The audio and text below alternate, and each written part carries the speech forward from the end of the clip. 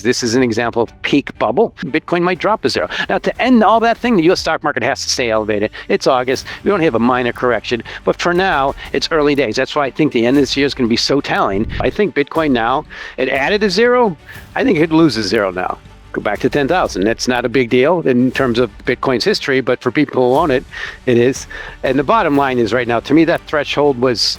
Get ready for some major volatility into December. The last quarter of 2025 is not going to be pretty for stocks, risk assets, and Bitcoin. Bitcoin may even lose a zero if things get really bad. We'll find out why with our next guest, Mike McGlone, Senior Commodity Strategist at Bloomberg Intelligence. Just a quick announcement before we start the interview. I'll be attending the Beaver Creek Conference, the Precious Metals Summit in Beaver Creek, Colorado, September 9th to 12th. I'll be speaking with key leaders, thought leaders in the resource sector. We'll be getting some on-the-ground news and important updates from one of the key conferences in the resource sector, one of the premier conferences in the world for precious metals. So tune in then. It'll be a great show. It'll be sponsored by Tudor Gold, brought to you by Tudor Gold.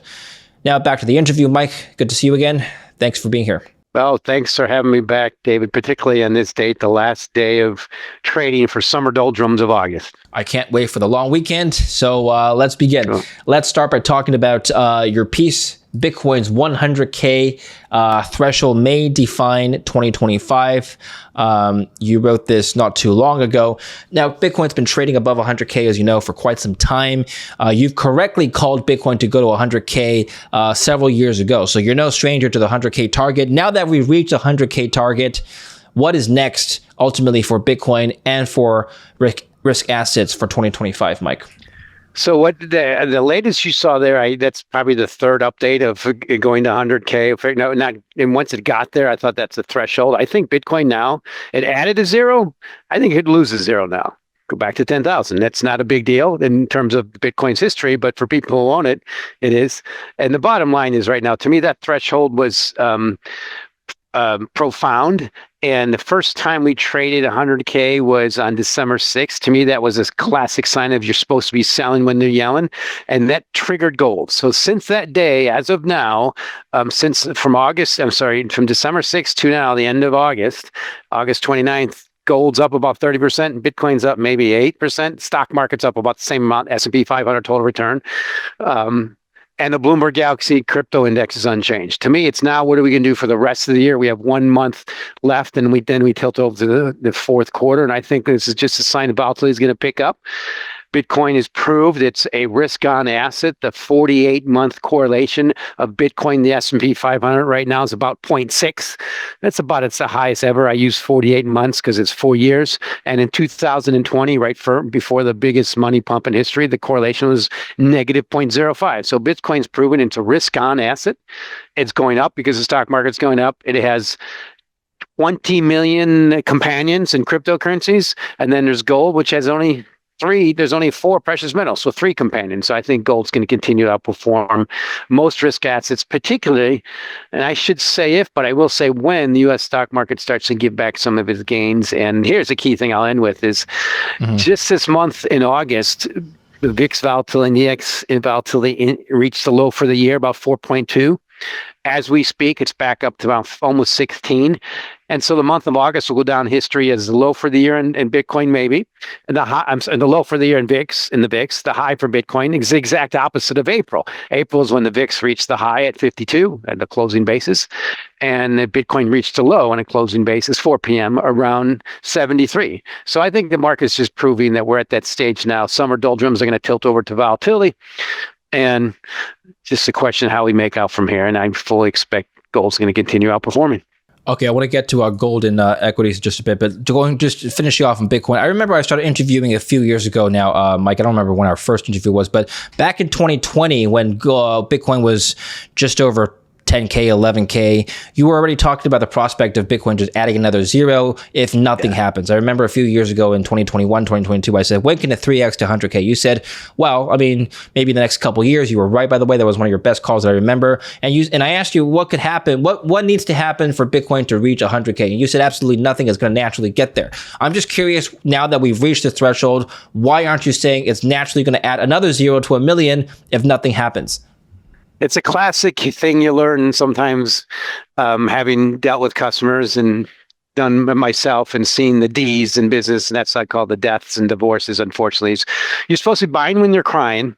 And when it was around 10,000, everybody was crying. And a lot of people who are Bitcoiners. And then you're supposed to be selling when they're yelling. And this is one of the most profound, prolific examples of selling when they're yelling I've ever seen. So back then, in the first Trump administration, that's when I really enjoyed writing how this space is the most enduring bull market in this space is the proliferation of stable coins. I call them crypto dollars. Back then, Tether was $2 billion. Now the whole crypto dollar space is approaching 300 billion. Is going to the dollar. All those crypto dollars are investing in treasuries. And back then, it's when the Trump administration hated it. I'm like, okay, well, I love it. And now that they tilted over and they love it, it's time and everybody's jumping on board. Just a classic example. You're supposed to be backing off and staying away. And what's changed, David, is back then I really liked that narrative that Bitcoin had definable diminishing supply and increasing demand and adoption. Get it? Price must go up over time. Now on CoinMarketCap.com, they say Bitcoin is supposed to be limited at 21 million coins. CoinMarketCap.com is approaching 21 million cryptocurrencies. In 2009, there was one. There's unlimited supply, and you see all this switching out from Bitcoin, maybe the Ether with people like Tommy Lee and stuff to Ethereum. And I said, well, good luck. That just proves to me this is a commodity space. It's highly speculative. It's wonderful to trade, but buying and holding, I'd say good luck. I fully expect things like Dogecoin, which tracks nothing, is a joke. As we speak, it's at $31.6 billion. We can lop a couple zeros off of that, and it's still too expensive. That's going to come, but the bottom line is this whole space has been on the back of the rapidly advancing, most very expensive U.S. stock market and risk assets in history on a 100-year basis. And at some point, that's going to implode a little bit or revert a little bit. And I think the most significant thing people need to understand is now that this space has really been embraced by the Trump administration, for it to go up, you have to completely expect the success of the Trump administration. It's the opposite of what it was before. It's supposed to be the opposite of politics and government. And then we have to look in the big picture. We've only 6 months in or so into the new administration, and we've got another 3.5 years left to expect us to have only almost 20% correction in S&P 500 that went straight up and not have a significant drawdown in the stock market that stays down over this, significantly disruptive, discombobulating person. I mean, he might turn out to be right, but you're changing the world order. To expect that not to happen, I think, is what gold's figuring out, and that's why I think gold is going to continue to outperform most risk assets. Well, before we move on to gold and other assets, I'll just ask you the same question I asked you a few years ago. What needs to happen now to Bitcoin for another zero to be added into the seven-figure territory? So I think that's a very unlikely scenario, partly because there's too many people who are long it, exposed to it. Or just in the next 5 years? No, ever is a long time. Next 5 years, very unlikely. I think Bitcoin is more likely to lose a zero than add a zero at this stage. Yeah. Number one thing for it to continue higher is U.S. stock market has to continue at add to its 100-year premium to GDP and the rest of the world. It's got to add. It almost has to do that because the correlation is the highest ever. Bitcoin and cryptos are just running on top of this massive speculation. So that's the number one thing I think for it to appreciate. And I think people who are buying might get it. Bitcoin is proving this year, as I showed, its complete negative correlation to the VIX. It's leveraged beta. And sometimes it's more leveraged beta than digital gold. Right now, it's clearly leveraged beta. And the pile-on factor is when you're supposed to be selling because they're yelling. And I hear about all these flows in Ethereum. I say, well, okay, well, I'm probably not buying as much Bitcoin anymore. And they're proving that it's a commodity. And there's thousands of these, millions of these commodities that are great for speculation. Nothing wrong with that. Remember, I'm from that background, from futures. But to me, it's just reached that point of it's too expensive. And it really reminds me of internet stocks in 1999, of the Japanese stock market in 1989. I started in the business in 1988, covering Japanese customers from the trading pitch in Chicago, and what I read about in 1929 in U.S. stock market. I mentioned that because you just look at our stock market versus GDP, Neil Warren Buffett model. You do have to go back to when Herbert Hoover was elected to have similarities, and Trump might go down with just poor timing. Gold is an indicator that you're looking at as a precursor to more volatility under Trump in 2025. You wrote in that piece. I'd like to get to this chart and have you respond to it, please. This is the gold oil ratio. So gold to oil now spiking historically. Whenever it's spiked, it precedes some sort of economic slowdown or recession. There's been exceptions, of course. And over over the last basically 15 years, it's steadily risen. But every time you see a very sharp rise, something usually happens in the economy. Anyway, I'll let you comment on what this ratio and gold overall is signaling for us. So I think that ratio is going back to 100 because I see gold heading to 4,000. Wow. It's kind of its next major resistance level. And the key trigger for that, David, would just be a little bit of pickup in stock market values, a little backup in U.S. stock market. Stock market's up 10% in the year. Maybe it ends up unchanged. That'll be a good catalyst for gold. And I think crude oil is going back to 40. Now, that's not profound at all because the last 20 years, every bottom in crude oil 3 times has been around 40 or below. And we see what's happening. The all-time high was put in 2008 at 147. And what happens when crude oil spikes? The elasticity kicks in, but it's also facing a paradigm shift in the world order. Just to make a quote, is my EV is 11 years old, and that same car you can get from China now at half the price with 3 times the range. I have a plug-in hybrid. The world's shifting rapidly away from towards electrification, which obviously means better things for copper. But that to me is where I think crude oil is heading lower, but also that demand pool's not coming. The number one source of demand in the world has been China. They were picking straight up in their imports of crude oil. It plateaued about 11 million barrels a day 4 years ago, and it's just kind of hanging on there. And they're actually increasing their own production, partly just adopting the technology that U.S. pioneered. So this is a major paradigm shift in a world that's replacing fossil fuels with technology. And then there's this old factor of that chart you show me is crude oil has a very high connection. Basically, it can't really go up when the stock market goes down unless there's a shock. And that to me is a key risk. So I'm looking for maybe even this year. By the end of this year, we might print that 40 handle I've been calling for since 2022 or 3. Because right. I saw, you see the elasticity kicking, but it's not alone. I mean, you see that very much happening. Natural gas got up to 10, down to 2, and right now it's ticking down around 3. Potentially might trade a little lower. Remember, we had a colder than normal winter. It's still pricing for another colder than normal winter amidst global warming. And all the grains are in a clear lower price cure trajectory. Now, they might be getting near bottoms, but these lower price cure periods can take a long time. But remember, the bottom line is the catalyst for all the pressure in these elastic commodities was the spike to the 2022 high. So that gold crude oil ratio, the highest ever on a year-end basis, was it. Right now, it's at 53, 54 or so barrels per 1 ounce of gold. On a year-end basis, the highest ever was around 39. And guess what the 2 years were? 1933 and 2020. Not really good years in markets.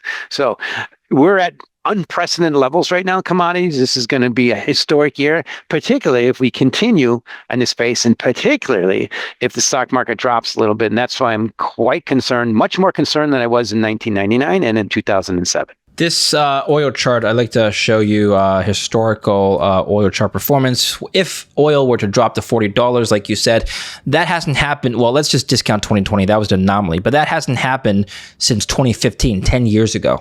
Right. Yeah. So if oil falls down to $40, well, we haven't seen that for 10 years. Could that be actually a catalyst for more economic growth? Could people be driving more? Could businesses see higher margins? All that? It helps. So in 2015, that helped. That came as the shale revolution kicked in, and we had a few credit issues in Europe and everything. But the bottom line is, 2015, and that whole chart, except for just the last 5 years, the U.S. was a net importer. Now with Canada, we're net exporters around 6 or so million barrels a day of crude oil and liquid fuels. The U.S. now is the largest producer and a net exporter of crude oil and natural gas. And it's just that superabundance is kicking in. We have to export it. That's an oxymoron compared to that whole chart in history. And that's what's changed. So look at the supply side. Obviously, Canada has to export because we make more crude oil and natural gas than you consume, and OPEC is coming on with more, and the primary demand source, China's curtailing, picking back. So I expect that normal trend to continue, and that is, I just say, the last 20 years, crude oil on average has never settled. Actually, in history, he's never ended the year above 100,000. Now above $100 a barrel, and it oftentimes ends a year around 60 bucks. Now we're heading for there now. I think it's just going to do what's normal and head towards a low price cure. The bottom line is number one rule in commodities, you almost always go to the cost of a break-even cost, the cost of production. Depends on how you define it and where it is. Break-even cost this year is at the low for this year. In the States, the break-even cost is around $55 a barrel, and the low this year is 55. The high is 80. Now we had some spikes that pumped up on 80, and people worried about supply and about curtailed supply out of the Middle East. I think it's much more likely to break below 55 and get towards 40 than stay above 80. And that's the trajectory. And that's with the stock market up 10% in the year. Now imagine if it ends up down 10% in the year. That takes what are severe deflationary forces already in place in the most significant commodity and the grains, and it just adds fuel to those downward trajectories. Let's talk about gold now. This is the gold price chart. And it's been hovering around new all-time highs basically since April. Now, if I were to go back to your report here, you wrote that the pandemic's unprecedented monetary stimulus, Russia's invasion of Ukraine, and the election of President Donald Trump might come to be viewed as paradigm-shifting events that propelled gold to $4,000 an ounce in 2025. So these events already happened. In fact, they've happened quite some time ago before April. So what has kept gold at elevated levels for 4 months? This is a range-bound floor that doesn't usually happen with gold. Yeah, so what you're showing in that chart is that's the 200-day average of the VIX volatility index. It looks like it's an upward trend, and it's actually since President Trump was elected, VIX has been going up. If you just look at a 200-day moving average, now it's kind of hovering right where the bottom was in 2021. And also, I'm showing you in that chart is the Bitcoin to gold ratio. It peaked in 2021 and hasn't been able to go above there since. So Bitcoin has been flatline versus gold now for 4 years. That's the bad problem. But the thing that's been happening is Bitcoin is there's still more central bank buying. That's significant. In fact, total reserves on a global basis of gold now is actually just surpassed in central banks, treasuries. And ETF flows, David, are significant. So what's very rare is we have total ETF inflows this year up about 11%. That's after 4 years of outflows. I mean, that's a paradigm shift. And the thing is, that very rarely happens in the summer doldrums when we just reached a new low in VIX. Usually when the stock market's going up. I mean, when the VIX is going up. So I think what's happening is people are diversifying out of taking some of their profits in certainly U.S. equities and finding alternatives, and it's global. Remember, the rest of the world is facing unprecedented tariffs from the world's largest goods importer. Just getting started, most notably China. So I look at gold as just waiting. Now, the chart you showed earlier was just a nice little bull flag, and it built a base around 3,300. I look at it as just waiting for a pickup in U.S. stock market volatility for its next catalyst to go higher, because that's the key thing I really appreciate in the market. When you have complete expectations that the stock market will just keep going up. It's only had 2 down years on a total return basis since the bottom and since 2008. Then you get to the point where it's just tilted. Expectations are just too high. We get some normalization. Gold's figuring it out. And also we're having this issue with number one thing to remember about gold. Gold absolutely loves President Trump. Every time he opens his mouth, the gold market smiles. I mean, we don't have to go into details. The way you said yes, I think you get it. The gold market says, "Oh, Mr. Trump, we love you. Just keep being you," and shifting the world order or reversing and then gold just loves that. So good. Mike, you know what else gold loves is inflation expectations jumping, and I think it's important to highlight the fact that this was not in the sentence that you wrote. A stock market pullback could trigger the next key move upward in gold and potentially led by Bitcoin. You did not write that a huge jump in inflation is going to trigger gold to $4,000. Why not? I'm glad you went there, because gold, I think, is anticipating normal deflation that follows inflation. That's a typical cycle in history. It always works out that way, just a question of time, particularly when you pump up inflation, an artificial money supply. And that's what we did to the peak in 2022.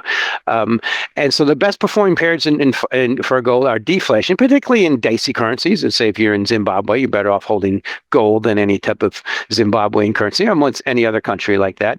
And then deflation, i.e. what happened after the great financial crisis. Now we're having severe deflation in China. Good example is PPI in China. The year over year is minus 3.6%.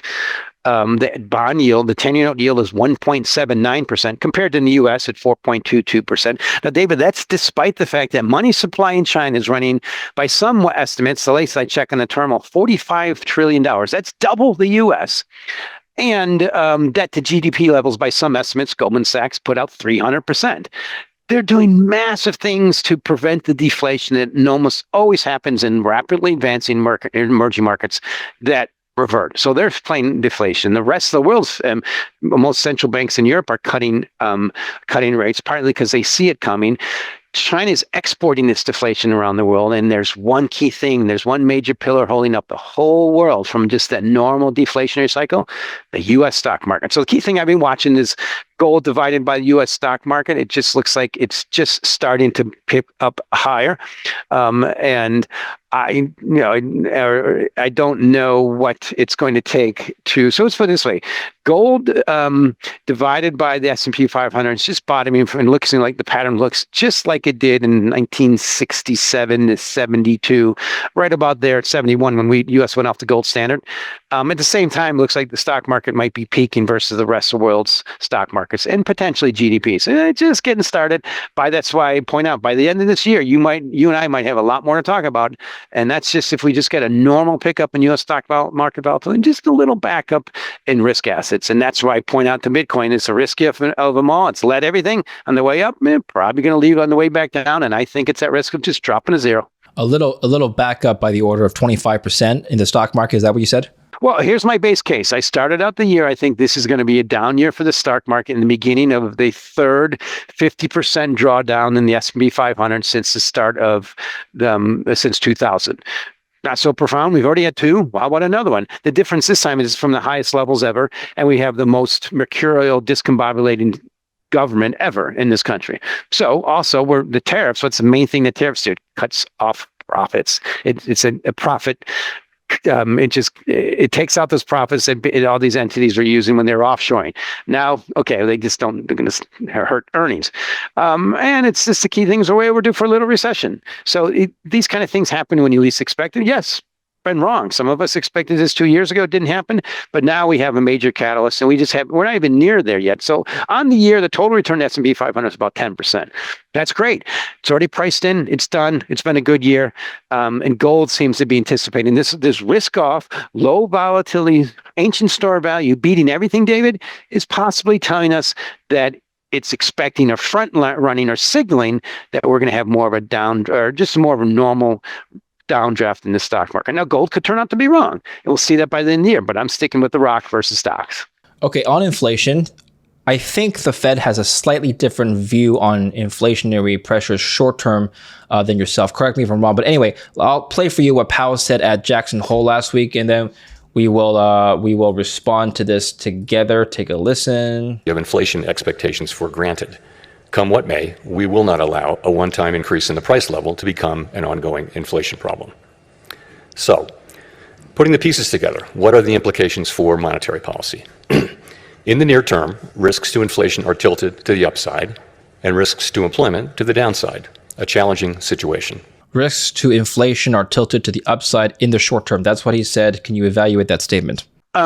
Sure, maybe short term because of tariffs, but the key thing that all the Fed governors, and they just completely passing and missing the stinky old elephant in the room. When you get 2 times GDP in the stock market, it is the economy. And that's the only reason inflation is still sticky. The main reason it's still sticky because it's the wealth effect is the greatest in our lifetimes in 100 years. So I had the honor of at the Economic Club of Miami last night seeing Chris Waller speak. He's on the top list being the next Fed governor. He's on the transitory camp for inflation. He expects that we're going to have he suggests we should have a 25 basis point cut in September, and he says everything's starting to tilt lower. He says from his anecdotal information, what he checks is people are not hiring and the labor market's starting to tick down. But the bottom line is, let's just say the facts, what they're not saying. When the stock market goes down, that'll be a severe deflationary force. So we're way overdue for that. Where you got CPI, right just today, we had core PC price index running around 2.6% in the year over year, 2.9% on the core. And then, so that is going to go negative. my prediction. At some point, we'll see that. Remember, that's just a 12-month measure. It's a 12-month measure of a rolling time series that's ticked every month. It's added on. At some point, it's going to roll over, and the number one force for all that is the stock market. So let's put it this way. If the stock market ends up down in the year, you're going to see negative inflation. You'll just see deflation, and the Fed will ease a lot. That's my point. Is everything's being held up by this house of cards that is running the greatest wealth effect ever, and we're so overdue for just the normal reversion, like we did after the housing bubble in 2000 that peaked in 2006, and we got deflation, right? Well, that was pretty extreme, but houses and stock markets are more expensive, much more expensive now relative to virtually everything than then.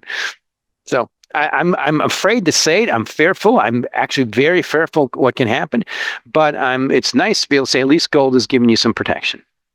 Well, September commodity outlook, China deflation tilt is the name of this report, and I think that is reflective of some of the things you've just talked about, Mike. So it says here, record settings, risk off and top performing. Gold sits atop the warning radar, especially with most risk assets still rising. Declining crude oil, natural gas, and grains are showing deflationary leanings that typically follow spikes akin to 2022. So I'll let you summarize this report, but basically I think you wrote that commodities will still continue to put deflationary pressures on the economy. That means you're not bullish on commodities except gold, correct?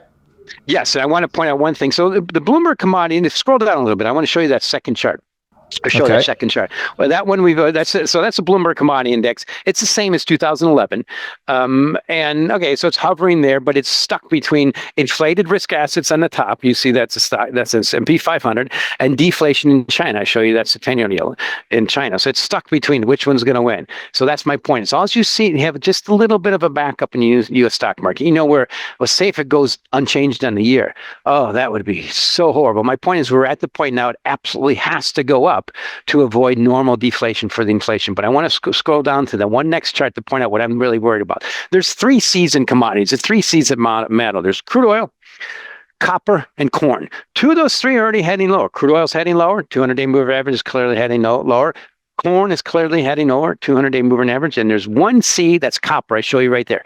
It has put it in a chart pattern. I think it's very much akin to crude oil in 2008 when it made a new high at 147 and then collapsed down to 40. Copper's doing that right now. So the world, copper is basically like Atlas Shrugged. The world is resting on its shoulder. It absolutely has to go up because if it goes down, it takes everything down with it. And copper's right now up about 10% on the year after being up over 35% for a while.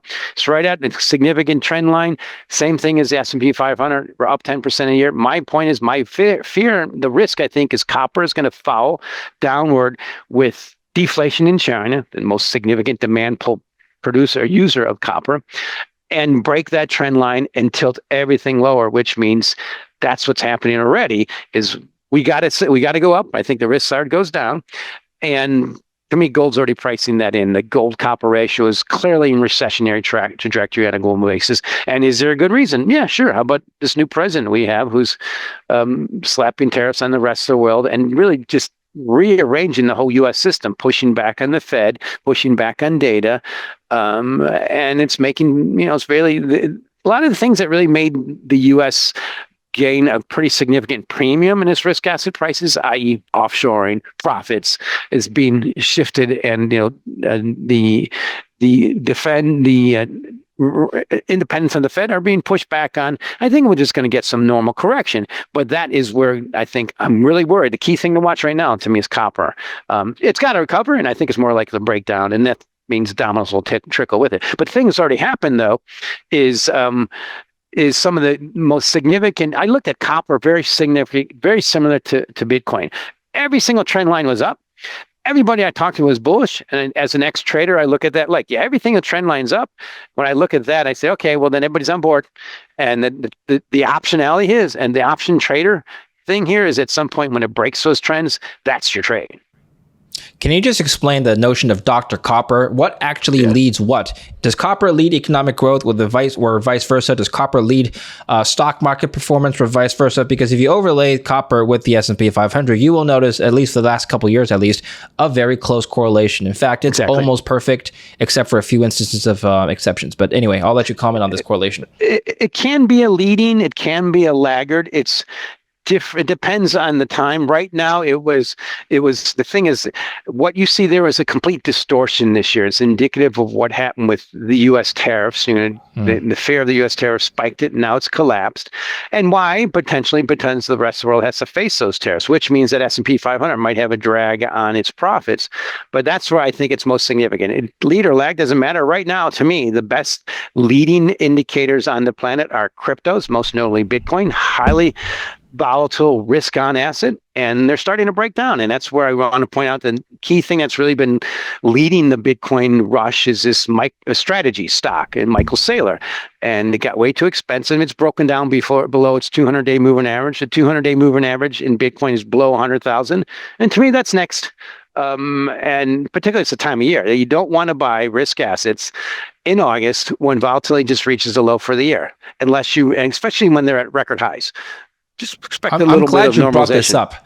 Bitcoin treasury companies, I'm glad you brought this up. Some people view this as the next major innovation in Bitcoin. Many people have told me offline that they're worried that these large accumulations by such a centralized group of people, entities, is a risk. If they sell off, which they will, they said once Bitcoin starts falling, we're going to have huge liquidation. So strategy number one, treasury company in the world for Bitcoin model holdings. Number two. Number six, take a look. Oh, wait, it fell. Okay, it was number six. Now it's number 8. Trump Media and Technology Group Corp, DJT, now owning 15,000 Bitcoin, the 8th largest entity according to this chart on the planet for accumulating Bitcoin. That's interesting. I don't know. Anyway, I'll let you comment on this risk.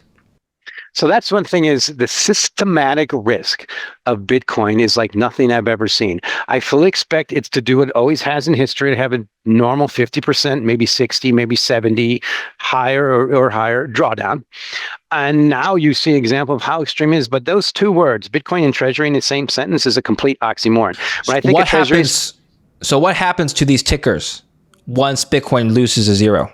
Well, exactly. It's the thing. That's what happens. They get stopped out, and then it's time to buy Bitcoin. Maybe we'll get lucky this time, but this is all predicated. Remember, this space helped get that president elected. It was a bit of a Faustian bargain, and these things typically don't work out so well. That's why I point out is also, remember who started this? Michael Saylor at Strategy. I mean, I was very close to him. I interviewed him in 2022. It was our first time that Bloomberg had an open event, and I agreed with him. That's when he jumped on board in 2020. He jumped on board with Bitcoin. Well, the main reason MicroStrategy back then jumped on Bitcoin was his software company didn't have a lot of upside potential. So that was fine. An alternative. It worked great. He doubled down. He got a 10x, and now he's doubling down. And he actually has been taunting Warren Buffett for being heavy in cash. David, it's the most significant example of lesson you learn in the trading pitch is never mess with the market gods. Thou shalt not tempt the market gods, and he tempted the market gods, and I wish them luck. But this, I think I'm going to look back in history and write in my book, this is an example of peak bubble. And here's a problem I also have with Bitcoin. There's 21 million other cryptocurrencies. People like Tom Lee have gone over to Ethereum, like, okay, well, there's another million you can rotate at some point. There's unlimited supply of. And in 2009, there was only one. Now there's 21 million or 20 million. So they're quantities, and they're expensive, and people are buying them at the highs. The lesson in commodities is they go down because they went up, and they go up because it went down. So I think we're just going to head towards that going down phase, and it's going to be pretty enduring. And things like Dogecoin are going to have to drop a couple zeros, and Bitcoin might drop a zero. Now, to end all that thing, the U.S. stock market has to stay elevated. It's August. We don't have a minor correction, but for now, it's early days. That's why I think the end of this year is going to be so telling, and that's why by the end of the year, if the U.S. stock market is just up 5%, everything, the dominoes tumble. And so I think there's good indications for that. Gold's figuring it out. What tumbles first in this domino effect? So I've heard the view that once these Bitcoin treasury companies start to liquidate, that's the end of the Bitcoin cycle, not the other way around. What do you think?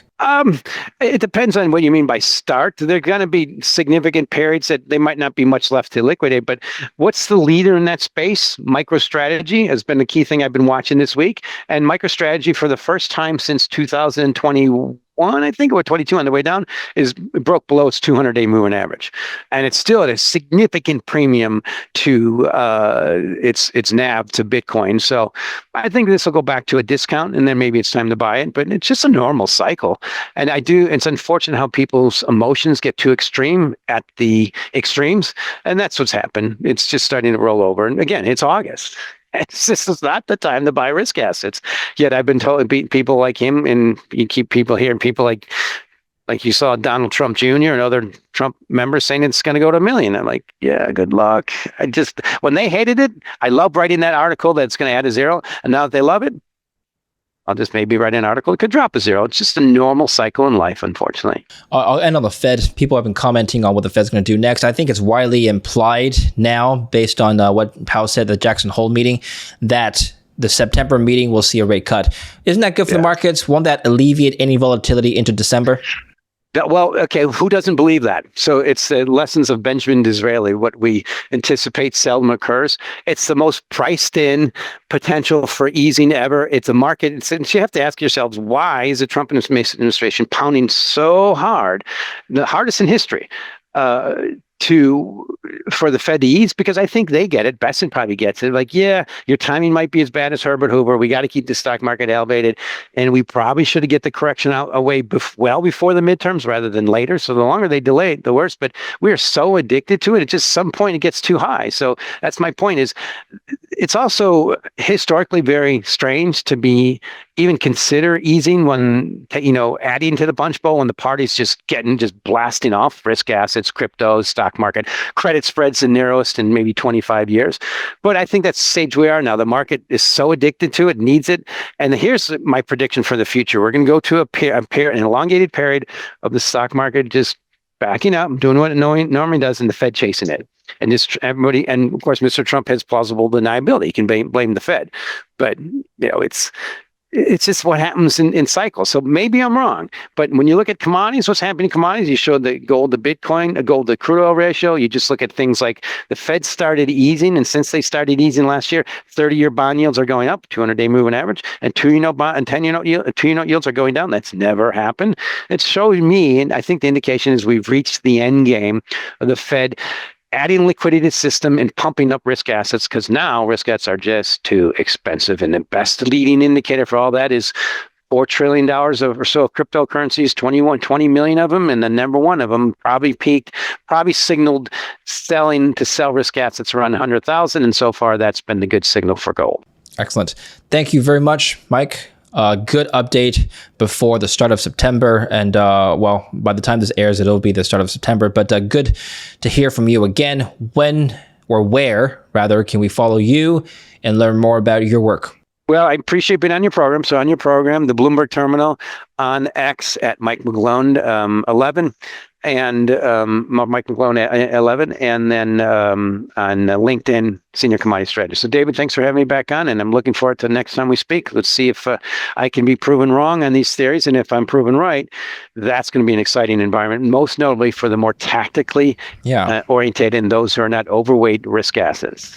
Well, we've all made wrong calls. We've made right calls. Your right calls have been pretty significant. So let's see what happens next with Bitcoin. Can it lose a zero in the coming months or years? We'll find out. Mike, always good to get your insights. We'll speak next time, and happy long weekend. Thank you for watching. Don't forget to like and subscribe.